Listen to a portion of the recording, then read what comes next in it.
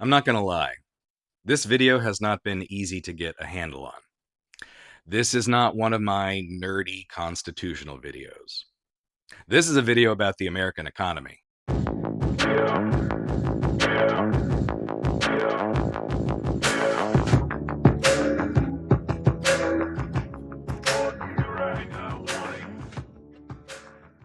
In a previous video, I mentioned the book The Deficit Myth by Stephanie Kelton. Dr. Kelton is an economics professor at Stony Brook University who has worked in the Senate Budget Committee.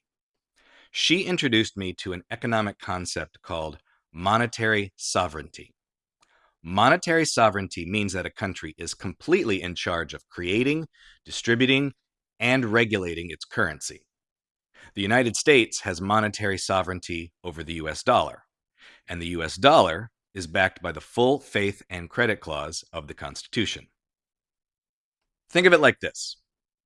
Let's say the United States Treasury printed out 10,000 $100 bills. Then let's say each of those $100 bills was sent out across the country to 10,000 different Americans. Each of those people can spend that money on food, drinks, gas, clothes, video games, you name it. They can spend that money because every American business knows the value of that $100 bill. But that bill was literally created out of nothing by the US government. And you might be thinking, okay, interesting idea, but where is this going? My hope is to do videos on economic policy that includes healthcare, education, energy, debt, and much, much more. But in order to tackle those issues, I need to explain as best I can two fundamental principles about the American economy. First, America can never run out of money. That's the power of monetary sovereignty. And the American government should use that power to responsibly invest in the American people. Go back to my example about sending out $100 bills. Uncle Sam didn't have to stop at 10,000 Americans. He could have sent out $100 to the roughly 200 million American adults. However, just because Uncle Sam can send out money doesn't always mean that he should. It is definitely possible to overspend or spend money in a stupid way that actually damages the economy.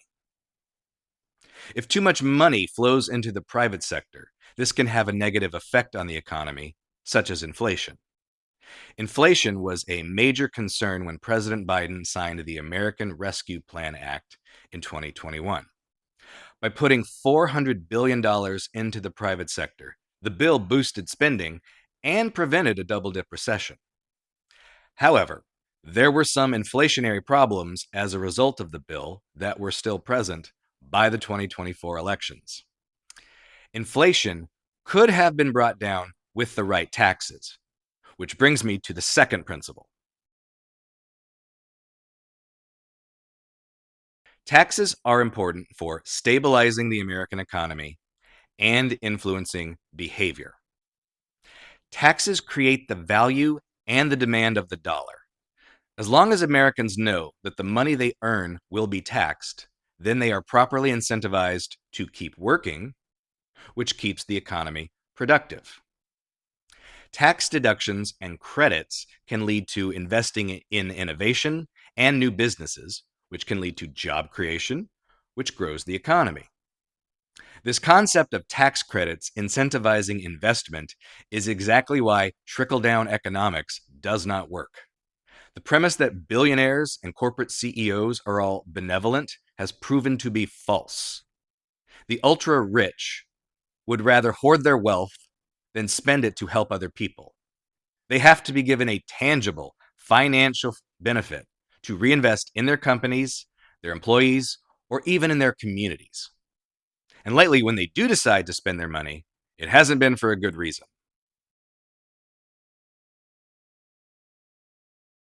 We have seen the damage that failing to properly tax the ultra-rich has done to our country.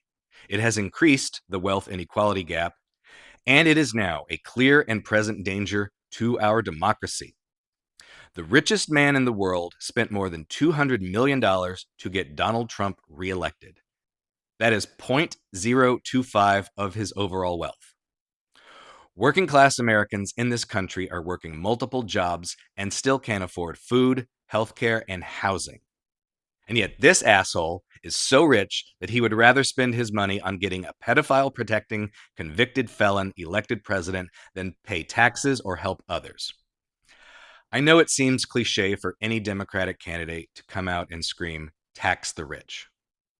But at this point, how much more evidence do we need to see? We are the richest country in the world, but we are not taking care of our own citizens. We need to do better, starting with understanding how the money and tax system in America needs to work. Because right now, the system is failing us, and if it doesn't change soon, it's going to get much worse.